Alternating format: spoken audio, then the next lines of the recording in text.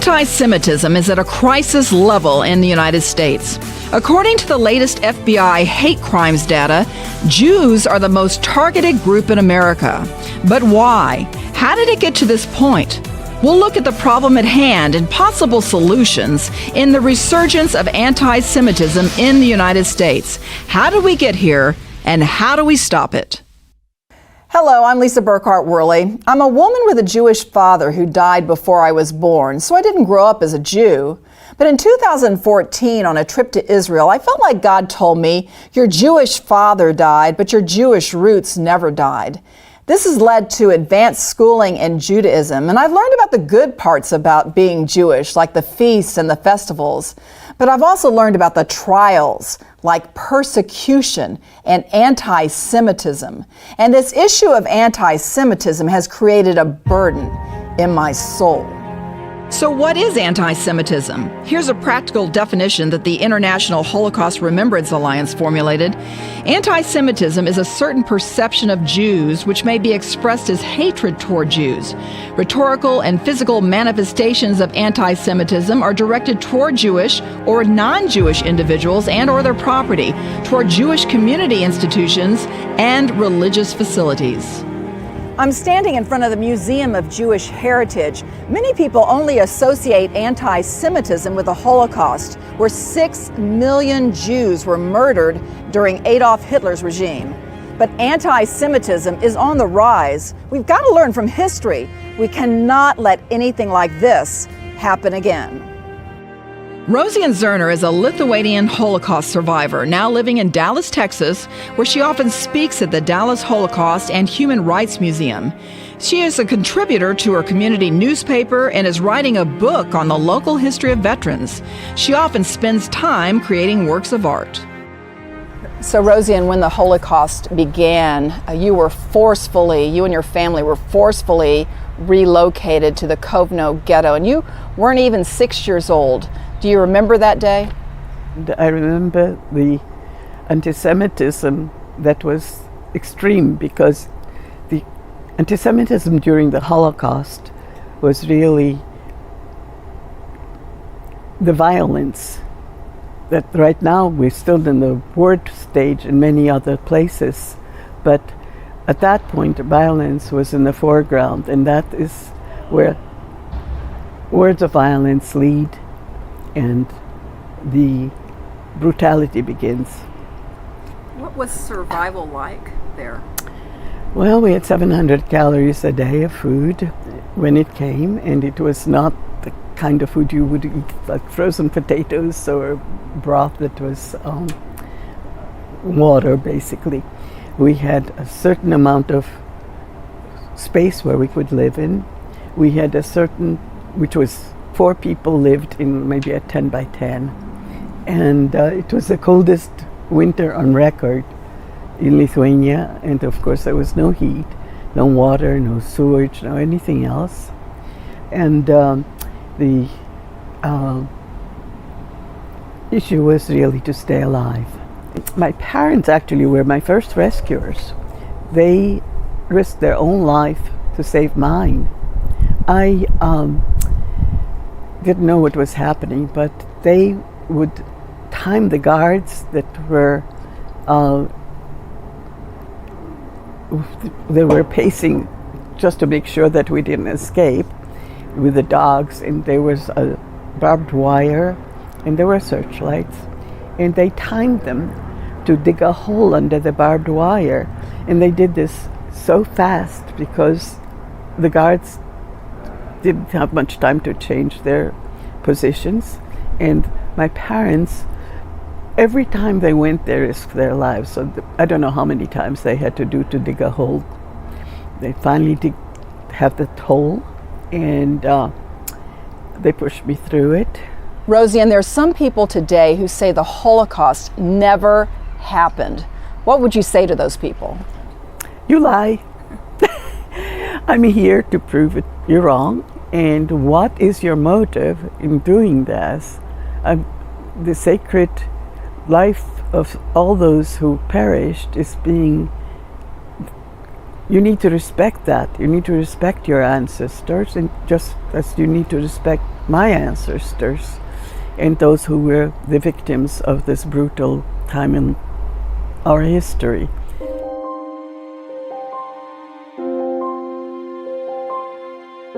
In October of 2018, a gunman shot and killed 11 and wounded 7 worshipers at the Tree of Life Synagogue in Pittsburgh, Pennsylvania. According to an October 12, 2021 article by AP News, during the attacks, the shooter was saying, "All these Jews need to die." Meanwhile, at Chabad of Poway in California, April 2019, another gunman stormed into that synagogue on the last day of Passover, shot and killed a 60-year-old woman, and injured 3 others. While these incidents were 2 of the worst anti-Semitic attacks of violence that have occurred recently in this country, there are many more acts of anti-Semitism that don't ever get recorded in the news. In 2019, the Antidefamation League reported there were 2,100 anti-Semitic incidents, including acts of assault, violence, and harassment. It was a 12% increase over the previous year. Author and radio show host Dr. Michael L. Brown has been very vocal about anti-Semitism. He's written books on the subject, and on a 2020 episode of his program, The Line of Fire, called Now is the Time for Christians to Stand Against Anti-Semitism, I was taken aback by what is happening on the streets of New York City. I asked Dr. Brown if I could share a segment of this program with you. He said yes, so be prepared. What you see might be upsetting. I want you to feel the weight of this so you can pray and stand with the Jewish people. In particular, if you're a Christian in the New York area, this is a great time to let your Jewish friends know, hey, we're here with you. We've got your back. Now, I saw some video footage that was posted, absolutely sickening. You wonder why the whole nation isn't alerted to this. But just so you can feel the weight of this, just so you can experience this, I'm just going to read to you from a newspaper report, Anti-Semitic Events, Violent Events, Attacks in New York in 2019. January 8th, a stranger attacks a 13-year-old Jewish girl on the street in Brooklyn, grabbing her neck and slapping her in the face. January 14th, a 19-year-old Jewish man is attacked by a group of teens in Brooklyn. January 17th, a Jewish man walking down the street is randomly attacked. February 17th, the windows of a synagogue in Brooklyn are smashed. March 11th, a man kicks a Jewish woman's stroller in Brooklyn with a small child inside. March 15th, in Brooklyn, a subway poster of Supreme Court Justice Ruth Bader Ginsburg is defaced with a swastika and the message, "Die Jew blank." May 1st, a man chases 2 Jewish teens down the street, allegedly for not moving out of his way. When a man intervened, the person chasing the girls yelled about the Jewish cult and spit at him. May 4th, 4 teens attack a Jewish man in Brooklyn. May 7th, an Orthodox man walking along the street is sucker punched in the head by a stranger. May 12th, a Hasidic man and his 4 young sons are harassed on the street by high school students yelling, "I love Hitler." May 20th. At first I thought this was the same incident as the one above. This is a report by John Sexton, hotair.com. At first I thought this was the same incident as the one above, but the details and date appear to be different. 4 men in the car follow a pair of Jewish teens shouting, "We love Hitler." June 1st. A teen on a bicycle came up behind a Jewish man and slapped his yarmulke off his head. June 15th. 2 men drive down a Brooklyn neighborhood at night, threatening and harassing Jews on the street. June 24th, a Hasidic teen is punched in the head and robbed on the street.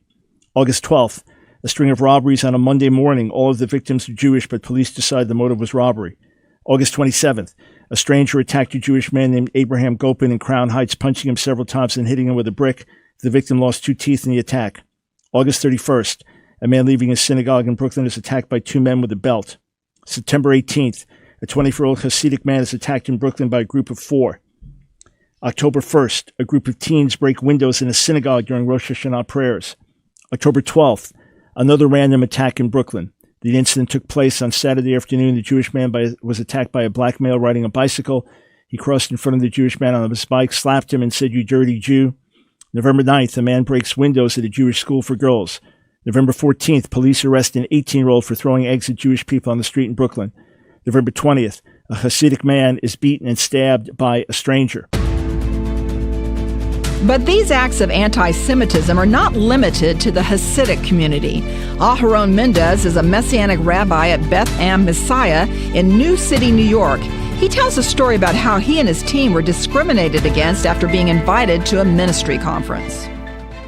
When we arrived, I had one other person with me initially who was going to help me set up, and we went in, and the security guard had no clue who we were, what we were doing, and where we were supposed to go. We finally found somebody who knew about this expo that was taking place, and yet they didn't know who we were. And once they did find out, they led us to where we were supposed to set up. Now, much to my surprise, that was not in the main expo area where people would have traditional foods and you'd be able to meet and greet individuals from these faiths. But we were behind a veil in a very dark hallway.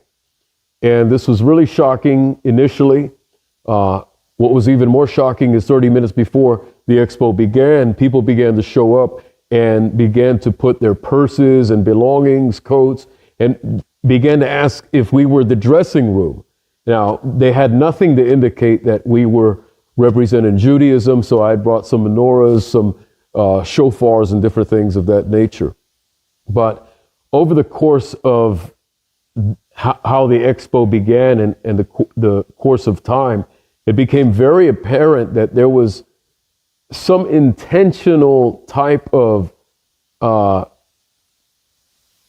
ostracizing of Jews. Yeah, I mean, I would say that anti-Semitism is on the rise in America, clearly. And what are my experiences? Well, I could just give you three, or three of them are, when I was young, in elementary school, 6th grade, maybe middle school, 7th grade, I remember getting off the bus and 3 boys jumped me and beat me up pretty good. And they were yelling dirty Jew and kike and this kind of thing. I didn't know why. And I went home and asked my parents about it. And that's when I began to really learn about anti-Semitism. It was my first experience with it. I learned that our family lost 66 people in the Holocaust. Later in life, I was working at an aircraft manufacturing company. I applied for a manager's job. I was in my 20s, late 20s, and I was not selected. I happened to see one of the selecting officials who was on the interview panel, and I asked this foreman, is there anything I could do better in the interview? You know, what can I learn from it? And he said to me, we will not hire any effing Jews to be a manager. And you can imagine how that made me feel. I had another experience at the same aircraft manufacturer where another man told me that fast food was invented when Hitler threw the Jews in the oven. So, so I have experienced anti-Semitism, and there's more than that. Itamar Geldman grew up in a Jewish family near Tel Aviv, Israel. Both sets of his grandparents were Holocaust survivors, and he served in the Israeli Defense Forces. But he relocated to the United States in 2005. He's now married, has a family, and political aspirations. We have seen a resurgence in anti-Semitism in this country. Have you ever been the victim of anti-Semitism since you've been here? Yes, I have. I'm not sure that there's a surge. I just think maybe there's, and maybe there is a surge, but it's probably mostly because it's just more available to get information, and people feel free to say uncalculated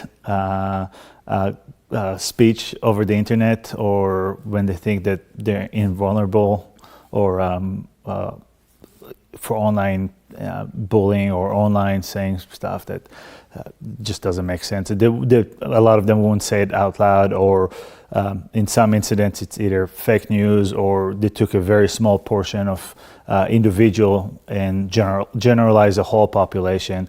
And I'll give you an example. So in 2015, I ran for council in my town in Flower Mound, and I got elected.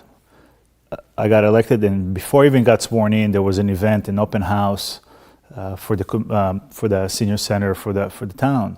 And I went to the event, and again, I haven't even got sworn in yet, right? And there was about 4 or 5 Republicans, unfortunately, that came to me and said, circled me in the event and said, "You need to resign because you have an accent and go back to your country." And I'm like, well, it's just as me as a Republican, it just hurt to see it and hear it because it's the group of people that I go to events with them. So do I think if the media would be there, they would easily portray it as, oh, you see, white Republicans are anti-Semitic, which is absolutely not true. The mass majority of Americans are not racist. There's no racism. There's no narrative of racism or anti-Semitism. It's just the media that likes to cherry pick events and just generalize the population. But it still exists. We have to admit it. Oh, yeah. So what do you think, personally, that has to happen to maybe push it back and to get rid of anti-Semitism? That's a good question. It exists, but I think if we stop allowing it to become mainstream and push it and brainwash it 24/7, just either ignore some of them, just say, it is what it is. There's always going to be racism. There's always going to be anti-Semitism. I really think that the percentage of the population that are think like that, it's so small that we shouldn't even give them the time of the day. In the media, we shouldn't publish them. We shouldn't increase the awareness for that. Either ignore them and then just educate them. Joining me in the studio is Dr. Greg Stone. He's the pastor of Jewish Ministries at Gateway Church in Southlake, Texas. And we've just heard interviews with Hernandezs, with Greg Rosenberg, Itamar Geldman, and of course we saw the video that Dr. Brown showed us. And why do you think it is, Dr. Stone, that people do not know about anti-Semitism and they're not doing anything about it? Well, that's a great question. I think really I was surprised not that long ago. I got to listen to a presentation of a survey of 1,000 evangelical preachers and born-again Christians, self-described. That's how they describe themselves. And if you ask them, they will, about 60% of them will say that they believe that anti-Semitism is a sin. But the vast majority of them do not see anti-Semitism as a social justice issue. But a lot of people also date the anti-Semitism back to the Holocaust, don't they? And that's not true. It goes back even further than that, doesn't it? Oh, it goes way earlier than that. Really, we should talk about the Holocaust and where the Nazis got it. They got it from Luther. Luther's a hero in much of the church world, but he wrote a book on Jews and their lies. And he talked about 7 things that should be done to Jewish people. And really all the Nazis did was implement Luther's advice. He said things like, burn their synagogues and take their homes. Well, that's what the Nazis did. He told them to burn their prayer books. He told them to forbid their rabbis from teaching, and if they do, to mutilate them. Wow. And you can go back earlier than Luther. If you go back to the 2nd century BC, you've got the story of the Maccabees with Hanukkah. And really what Antiochus Epiphanes did, he was the bad guy in the story. What he actually did was he said, we'll leave you alone, we'll let you live if you just don't practice your Judaism. And so it's an attack against the religion, not necessarily against the people. Just don't practice. And so he told people, if you eat pork, we'll let you live. And for example, there's a story in the book of Maccabees where the mother had 7 kids, and one by one, he gave them the opportunity to eat pork, and when they wouldn't, he would break their fingers, their hands, their arms, and just one after another, all 7, and then finally the mother, because they insisted upon keep practicing their Jewish faith.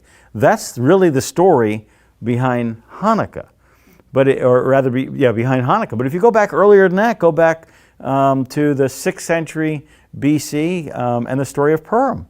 And there you got the story of Haman, and he said, I don't care if you practice your Judaism or not. We're just going to kill you. So Hanukkah is an attack against the religion of the Jews, and Purim is an attack against the person of the Jew. And then you can go back earlier than that, you can go to Moses. And most people think of Exodus and the Pharaoh, and they think that's a story of the beginning of anti-Semitism. But actually the Jews had already been enslaved for 400 years by the time that Moses was setting them free.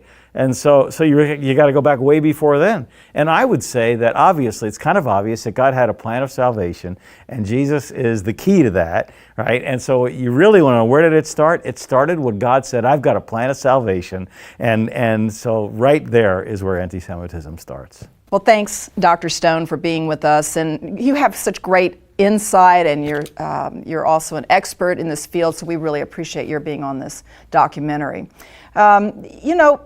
Anti-Semitism is a way of life for some people, and I asked Dr. Jen Rosner, who's Jewish and holds academic posts at Fuller Theological Seminary, the King's University, Azusa Pacific University, and the Messianic Jewish Theological Institute, about the false propaganda that is being circulated concerning Jewish people. It's definitely an interesting and pervasive question, and very relevant, about cultures where anti-Semitism just seems to be a way of life or ingrained in particular paradigms. And I think that it's not so easy to change that. So I think one of the most effective strategies with regard to that particular issue is to find allies within those cultural contexts who will stand up against those in their own kind of circles. So, for example, if we're talking about extremist Islam, with these certain tropes about the Jewish people in the state of Israel, to find Muslims who disagree with that and who are willing to push back against that. And they exist. They do exist. And I think those partnerships can be very fruitful and very effective in showing that there's a different narrative. There is always hope. Over the last few years, the New York City Commission on Human Rights decided to fight anti-Semitism. The commission launched a citywide public education campaign to send a message that Jewish New Yorkers belong here. Anti-Semitism does not. I spoke with the commission's Alicia McCauley. Alicia, what was the catalyst for creating the public education campaign to fight anti-Semitism? The catalyst for creating the public education campaign was from around mid to late 2018 into 2019, and really back in 2015 when the election cycle began, we saw an uptick in anti-Semitism and bigotry, and it really sort of came to a head in 2018, and we wanted to create a campaign that showed solidarity with Jewish New Yorkers, that uplifted our Jewish communities, that showcased the diversity of Jewish communities in New York City, as well as reminded people that the New York City Commission on Human Rights stands behind New York's Jewish communities. How effective was the campaign? I think the campaign was effective in letting people know that we, as an agency enforcing the New York City human rights law, are paying attention, that we are listening, and that we will not stand down from supporting Jewish communities or any religious community that's facing bigotry. At 17, I encountered a boy I went to church with who was in seminary at the time, and he was just really confused as to why I had this curiosity and devotion and desire to understand the Jewishness of our Christian faith and what it meant to follow Jesus, who was Jewish. And he asked me, what is it about this Jewish thing with you? Like, I don't get it. And I asked him a question in return, which is very Jewish. And I said to him, what is a tree without its roots? In other words, what is Christianity without Judaism? If Jesus was a Jew, and he was a Torah observant Jew, then that inspires our Christian walk, which Christianity just means a follower of a Christ, and Christ was a Jew. I also think it's important to say that there's not a one-size-fits-all solution to engaging or stopping anti-Semitism. And so the more that we can think about, I just sort of gave two practical tactics, so finding allies and shining light on anti-Semitic events. The way that we can take ideas like that and sort of cater them to particular situations or particular contexts, whether it be college campuses or legislation or personal sort of dinner party anti-Semitism, and also kind of always thinking creatively. And there's tons of resources out there on how to think about engaging anti-Semitism in all of these different contexts, and just sort of remember that we're not alone as we do so. So we have to attack anti-Semitism at the root of which it begins, and it is a spiritual problem. It is an irrational hatred, but it is also a spiritual hatred, and that can only be changed by having a changed heart towards God's people, the Jewish people, no matter how they may seem to be dead set against Yeshua being the Messiah. And we need to realize that a historical anti-Semitism or a religious anti-Semitism or just a right or left-wing anti-Semitism has no place in the United States. This is a country based on liberty and freedom for all. Where are we? One practical solution to ending anti-Semitism is to refute any false information circulating about Jews. We can do that with programs like this and other documentaries sharing the truth. We can also have a practical discussion with our Jewish friends and ask how we can better respect the Jewish people. We should stop participating in cruel, stereotypical jokes about the Jews, and we should pay attention to what the Bible says about this chosen race. In Genesis 12:3, God says, "I will bless those who bless you, and whoever curses you, I will curse." In Deuteronomy 7:6, it's clear that the Jews are God's chosen people, a special treasure, so we need to treasure our Jewish brothers and sisters. And then there's the Shema, so important to both Christians and Jews alike, the command to love the Lord your God with all your heart and with all your soul and with all your strength. But Jesus said there was another commandment every bit as important, and that is to love your neighbor as yourself. Is anti-Semitism or any kind of prejudice loving our neighbor? No. It's time to break old habits, to love and not hate, and once and for all, put an end to anti-Semitism.